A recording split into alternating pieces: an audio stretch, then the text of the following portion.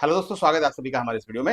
दोस्तों, ये वीडियो आपके बहुत ही काम आने वाला है, क्योंकि एक कॉमन सा क्वेश्चन होता है कि भाई एक्सेल में जॉब लगने के बाद, क्योंकि जब हमारी कहीं जॉब लगती है और जॉब लगने के बाद हमें वहां पर एक्सेल में काम करना होता है, तो एक्सेल में हमें क्या काम करना पड़ सकता है। तो अलग अलग लोगों की अलग अलग तरीके की जॉब होती है। भाई हो सकता है एक्सेल में आपको केवल कंप्यूटर का ऑपरेटर बना दिया जाए, या हो सकता है आपको थोड़ा एडवांस लेवल पे काम कराया जाए। हो सकता है आप एक्सेल में अकाउंटेंट की तरीके से काम कर रहे हो। तो ये अलग अलग प्रोफाइल है, और किस प्रोफाइल पे आप जा रहे हैं उस पर डिपेंड करता है कि आपका जॉब का वर्क कैसा होगा। अगर आपसे केवल ऑपरेटर लेवल का वर्क किया जा रहा है तब तो कोई इश्यू नहीं है, आप आसानी से उसे कर पाएंगे। लेकिन यहाँ पर आपको हम तीनों प्रोसेस दिखाने वाले हैं, और तीन ऐसे आपको प्रैक्टिकल करा देंगे। उन प्रैक्टिकल से क्या होगा कि आपकी कहीं भी जॉब लगेगी, चाहे तो यहाँ जॉब लगे या किसी अदर कंट्री में जाकर के भी आप जॉब कर रहे हैं, और आपको वहां पर एक्सेल दिया जाता है, तो किस वेराइटी का काम आपको मिल सकता है और क्या क्या प्रॉब्लम आएंगी आपके सामने, वो सारी प्रॉब्लम्स आप इस वीडियो को देख करके सीख सकते हैं। और साथ ही साथ जितनी एडवांस चीजें हैं, जो चीजें आपको सीखनी है, उसके लिए पूरी प्लेलिस्ट है एक्सेल की हमारी यहाँ पर, और वहां से आप हर चीज सीख सकते हैं जो एक्सेल की रिक्वायरमेंट है। तो चलिए टाइम ना वेस्ट करते हुए सीधे शुरू करते हैं और ले चलते हैं आपको स्क्रीन पर। तो दोस्तों, हम आ गए एक्सेल की शीट पर। यहाँ पर हम आपको दिखाने वाले हैं कि जैसे कई बार होता है कि हम लोग कोई इन्वेंट्री पे काम कर रहे हैं, ठीक है।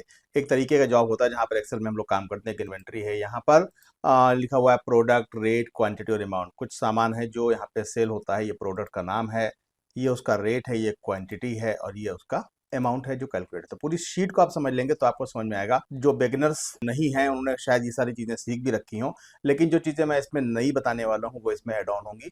तो मैं चार पांच चीजें आपको यहाँ पे बताने वाला हूँ। तो सबसे पहले तो मैं आपको बता दूं कि जैसे यहाँ पर ये प्रोडक्ट हो गया, ये उसका रेट हो गया। नटराज पेंसिल का रेट मैंने 42 रुपीज रखा हुआ है, क्वांटिटी 45, और ये अमाउंट है।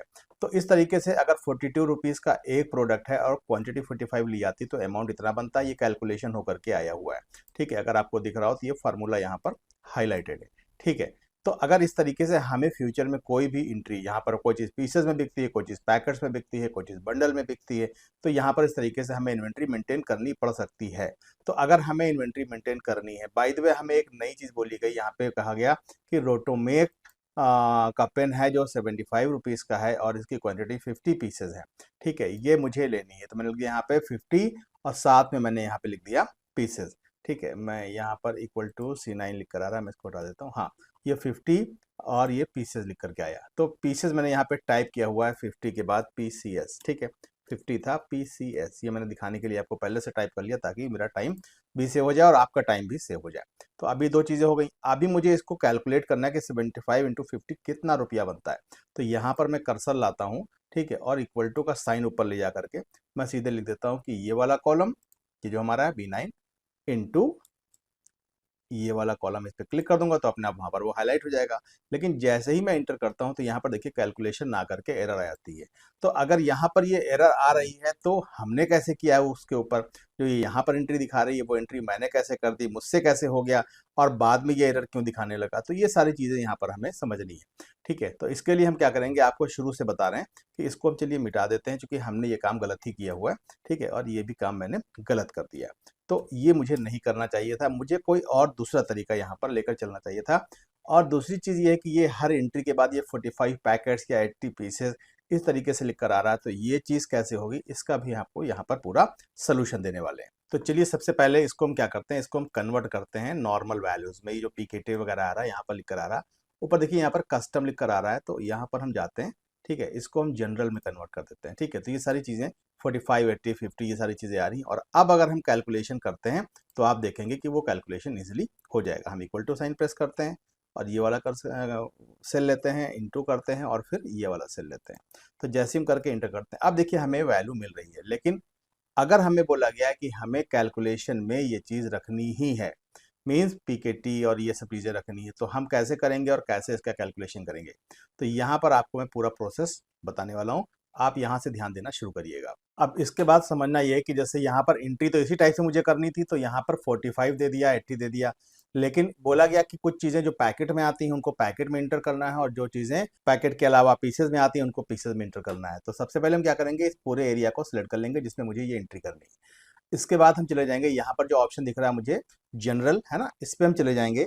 और इसमें जाने के सिवा अगर हम चाहें तो Ctrl+1 भी प्रेस कर सकते हैं, ठीक है। तो वहां पर भी हमें ये चीज़ मिल जाती है। ये आ गया हमारे पास, ठीक है। यहाँ पर देखिए जनरल लिख कर आ रहा है, मतलब फॉर्मेट सेल को हमें फॉर्मेट कर देना है। तो अभी तक तो इस पे जनरल लगा हुआ है और मुझे इसको कस्टम पे करना है।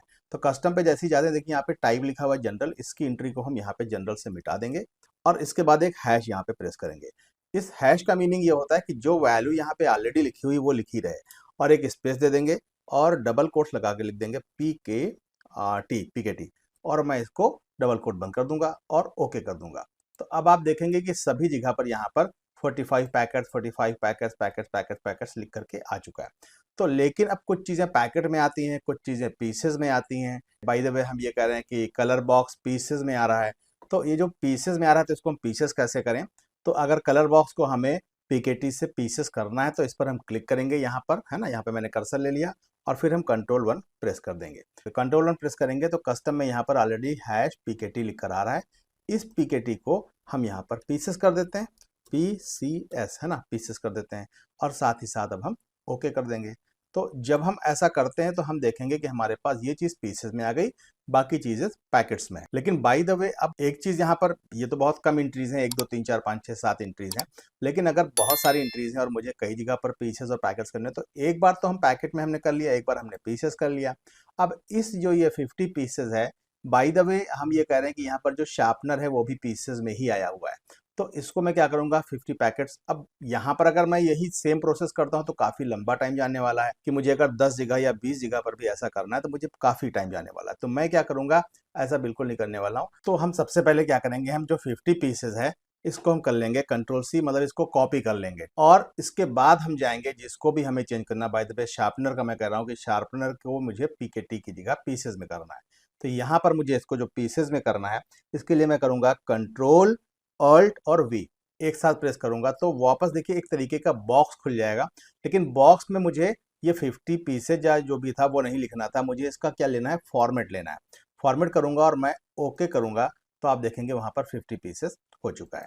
तो जो चीज़ मैंने कॉपी की है उसका मुझे फॉर्मेट वहां पर पेस्ट करना है। बाय द वे ये जो 45 पैकेट्स हैं इसको भी मुझे पीसेस में करना है। कंट्रोल ऑल्ट और V किया मैंने यहाँ पर ला करके, और अगेन मुझे केवल फॉर्मेट पे क्लिक करना है यहाँ पर और ओके करना है। तो आप देखेंगे जहां जहां पर मुझे पीसेस करना था वो पीसेस में हो चुका है और बाकी चीजें हमारी पैकेट्स में अवेलेबल है।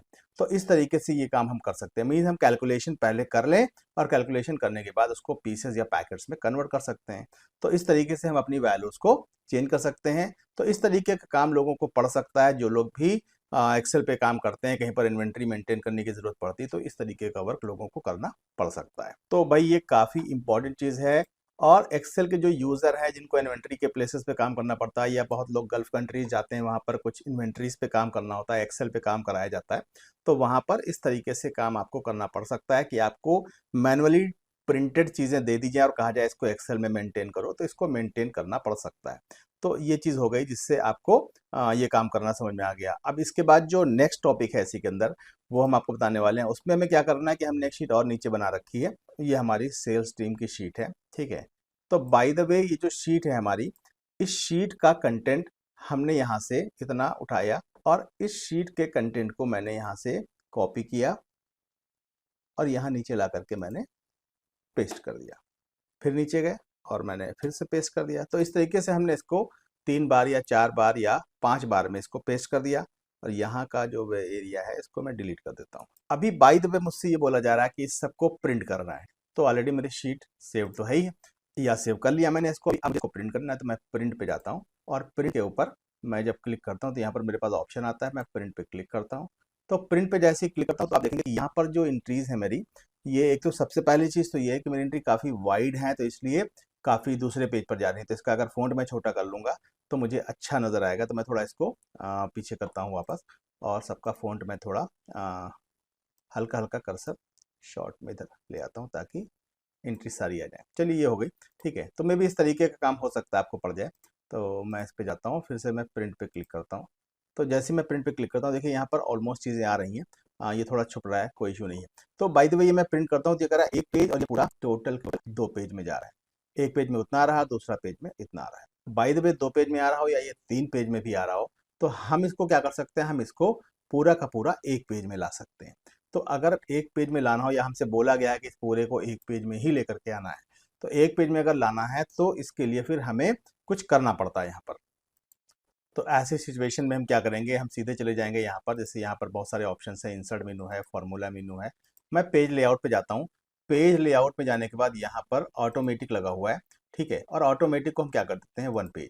तो जैसे ही इसको हम वन पेज करते हैं तो अपने आप ये वन पेज में कन्वर्ट हो जाएगा, मीन इसकी विड्थ वन पेज में आ जाएगी और इसकी जो हाइट है इसको भी हम वन पेज में कन्वर्ट कर देते हैं। तो ये देखिए स्केल इसका 57% ही बचता है। अब अगर हम इसको प्रिंट करके देखते हैं, एक बार इसको सेव करते हैं, ठीक है, और प्रिंट करके देखते हैं यहाँ से। तो जब इसको हम प्रिंट करते हैं तो आप देख रहे हैं कि इसमें टोटल इसने यहाँ पर हमें दिखा रहा है कि एक पेज में डेटा आया हुआ है और प्रोडक्ट, डेट, क्वांटिटी, अमाउंट, ये सब यहाँ पर हमें दिखाने लगा। कह रहा है एक पेज में पूरा का पूरा आ जाएगा। तो जब आप एक्सेल पे काम करते हैं तो आपको इस तरीके की नीड हो सकती है और इस तरीके से आपको बोला जा सकता है कि भाई एक पेज में टोटल आप इसको प्रिंट करके दिखाओ। तो ये भी एक बेसिक वर्क है जो अक्सर अगर एक्सेल पे आप काम करते हैं तो आपसे बोला जा सकता है कि भाई पेज सेव करना है और आपको ये काम करना है। तो चलिए इससे हम बाहर आ जाते हैं। साथ ही साथ इसमें ये भी चीज़ होती है कि जैसे बाय द वे आप इसको प्रिंट कर रहे हैं, ठीक है, आप एक बार प्रिंट करके एक बार मैं फिर से दिखा देता हूँ। प्रिंट पे जाता हूँ तो अब आप देखेंगे कि यहाँ पर जो ये डेटा आ रहा है इसमें मैंने जहाँ जहाँ पर ये हाईलाइट करके इसकी लाइंस बना रखी हैं वही लाइंस केवल आ रही हैं और बाकी लाइनें नहीं आ रही बीच की। जैसे ये अंदर के बाद ये जो एंट्री है, सारी एंट्रीज पे एक एक लाइन नहीं आ रही है। तो इसको मैं हटा देता हूँ एक बार और इवन मैं कोई बॉर्डर नहीं रखता हूँ इसका, ठीक है, तो आपको ज़्यादा समझ में आएगा।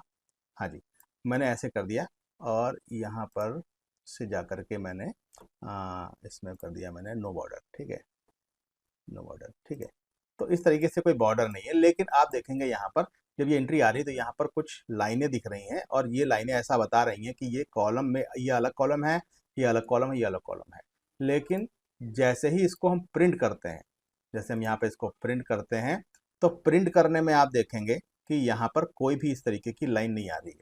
जबकि हम ये चाहते हैं कि यहाँ पर इस तरीके की लाइन आए ताकि अच्छे से समझ में आए देखने वाले को कि ये क्या चीज़ है, ठीक है। तो हम इसको बैक करते हैं यहाँ से और बैक करने के साथ साथ हम क्या करते हैं, हम आ जाते हैं सीधे यहाँ पे पेज लेआउट पे।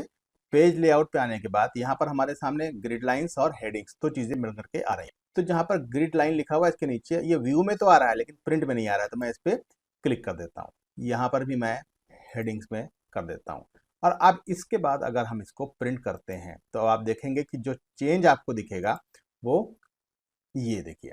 तो इस तरीके से आपकी ग्रिड लाइंस बनकर आ रही है कि कौन सी चीज किस नंबर पे पड़ रही है वो प्लस सारी लाइनें, ईच एंड एवरीथिंग, हर कुछ आपको यहाँ पर दिख रहा है। जैसा मैंने सेट किया उसके अकॉर्डिंग दिख रहा है। तो इस तरीके से आप प्रिंट आउट कर सकते हैं और हमें बहुत बार इसकी ज़रूरत पड़ती है ऐसा करने के लिए, क्योंकि अगर हम ऐसा नहीं कर पाते हैं तो फिर उस केस में फिर क्या होता है कि अगले को लगता है कि हमें ये चीज़ नहीं आती है। तो इसको यहाँ से मैं हटा देता हूँ, ठीक। तो आई थिंक ये चीज़ क्लियर हो गई होगी आपको कि अगर हमें इसको प्रिंट करना है इस तरीके से तो हम कैसे करेंगे, अगर हमें ग्रिड लाइन प्रिंट करनी तो हम क्या करेंगे प्रिंट में। और ये बेसिक चीज़ें हैं, ये आनी चाहिए, क्योंकि अगर आप एक्सेल पे काम करते हैं तो आपको ऐसे काम दिए जा सकते हैं कि ये काम आपको करना है और करना पड़ेगा। इसके साथ ही साथ आपको एक नया काम ये भी पड़ सकता है, अगर आप एक्सेल में एडवांस लेवल पर काम करते हैं, ठीक है, आप अकाउंटेंट हैं या कुछ इस तरीके का काम करते हैं, तो आपको क्या करना होगा। जैसे मैं यहाँ पर एक ले लेता हूँ, शीट 7 मैंने बना रखी जो कि ब्लैंक है, ठीक है, और शीट 8 मेरी सॉरी ब्लैंक है, ठीक है। तो हाँ, इस शीट को मैंने ब्लैंक बना रखा है। अब इस शीट पर हम चाहते हैं कि कोई भी ऐसी हमारे पास जो पीडीएफ की फाइल हो वो एग्जैक्टली यहाँ पर कॉपी होकर के आ जाए। कई बार कई जगह पर हम लोग काम करते हैं, किसी एमएनसी में काम करते हैं, किसी बैंक में काम करते हैं, वहाँ पर जो चालान्स होते हैं इस तरीके के प्रिंट आउट्स हमें दिए जा सकते हैं या इस तरीके की कोई पीडीएफ बना करके दी जा सकती है कि भाई ये पीडीएफ है, इस पूरे को एक्सेल में करो। तो हम क्या करते हैं, उसको टाइप करना शुरू करते हैं। तो हमें टाइप नहीं करना है, हमें उसके लिए क्या करना है कि हम सीधा उसको एक्सेस कर लेंगे। तो हमें जाना होगा यहाँ पे डेटा में और डेटा में हम जाएंगे यहाँ पर फ्रॉम टेक्स्ट, सीएसवी या गेट डेटा। हमारे पास इतने ऑप्शन यहाँ पर आ जाते हैं। तो यहाँ पर हम जैसे जाते हैं यहाँ पर गेट डेटा पे, ठीक है, तो गेट डेटा पे हमारे पास फ्रॉम फाइल आता है, यहाँ पर from workbook, from CSV, from XML, JSON, file folder. यहाँ पर जितने भी ऑप्शन आ रहे हैं इसी के अंदर एक ऑप्शन आता है फ्रॉम पीडीएफ। वहां पर क्लिक करके आप अपनी पीडीएफ को एक्सेस कर सकते हैं। लेकिन अगर आपका माइक्रोसॉफ्ट एक्सेल का वर्जन बिल्कुल लेटेस्ट वाला नहीं है तो फिर हमारे पास दूसरा तरीका होता है जिस तरीके को हम फॉलो करते हैं, और वो तरीका ये है कि हम अपनी एक्सेल की उस फाइल को सबसे पहले ओपन करेंगे ले जाकर के माइक्रोसॉफ्ट वर्ड में। तो इसके लिए हम सबसे पहले वर्ड में ओपन करते हैं इसको, ठीक है, वर्ड। जैसे हम इसका यहाँ पे वर्ड ओपन करते हैं तो वर्ड ओपन होने के बाद हमें देखिए क्या करना है यहाँ पर। जब तक हम वर्ड में से नहीं ओपन करेंगे तो यहाँ पर ये काम नहीं करने वाला है। हमने यहाँ पर सबसे पहले वर्ड ओपन किया। तब चूंकि हमारा माइक्रोसॉफ्ट वर्ड खुला हुआ है, हम जाते हैं अपने एक्सप्लोरर में। एक्सप्लोरर में हमारी फाइल जहाँ पर भी है, तो यहाँ पर से हम इसको थोड़ा सा मिनिमाइज कर लेते हैं। और ये जो फाइल हमारी थी ट्रेनिंग 2004, ठीक है, इसको ला करके यहाँ पर हम छोड़ देते हैं। जैसे इसको यहाँ पे लाके छोड़ते करा, Microsoft will now convert your PDF to an editable word document. ठीक है, मुझे यही करना था, तो मैं यहाँ पर सीधा ओके पे क्लिक कर देता हूँ। जैसे मैं ओके पर क्लिक करूंगा तो देखिए आपकी फाइल यहाँ पर खुल करके आ गई है। कुछ इस तरीके से यहाँ पर ये शो हो रही है। ठीक है, अब इस कंटेंट को मुझे क्या करना है, इस पूरे कंटेंट को मैं यहाँ से कॉपी करूंगा। ठीक है, ये मैंने कॉपी किया और वापस हम अपने एक्सेल में चले गए। इसको हम यहाँ से मिनिमाइज कर देते हैं। माइक्रोसॉफ्ट वर्ड से कॉपी करने के बाद हम एक्सेल में आए, यहाँ पर आकर के हमने इसको कंट्रोल वी किया।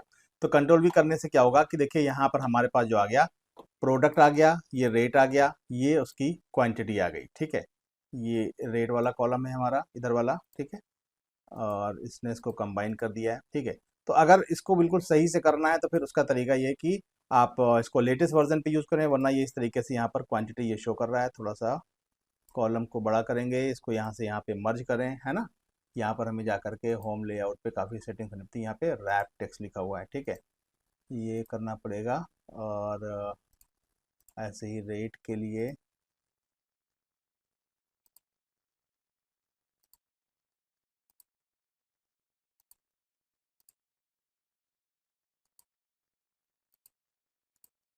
ठीक है, कुछ इस तरीके से हमें सेटिंग करनी पड़ सकती है बाद में। ठीक है, मर्जन सेंटर। ठीक है, तो उसने इस तरीके से मर्ज करके हम अपनी फाइल को यहाँ पे कन्वर्ट करके ला सकते हैं। बट मैं रिकमेंड करूंगा कि इतना झंझट करने से तो बेहतर है कि आप इसका लेटेस्ट वर्जन यूज़ करें। तो आई होप आपको ये वीडियो पसंद आया होगा, और अगर वीडियो पसंद आया हो तो वीडियो को लाइक करिएगा। चैनल पे पहली बार आ रहे हो तो चैनल को सब्सक्राइब कर लीजिएगा, और ज़्यादा से ज़्यादा लोगों को शेयर करिएगा ताकि और भी लोगों को ऐसी इन्फॉर्मेशन मिलती रहे।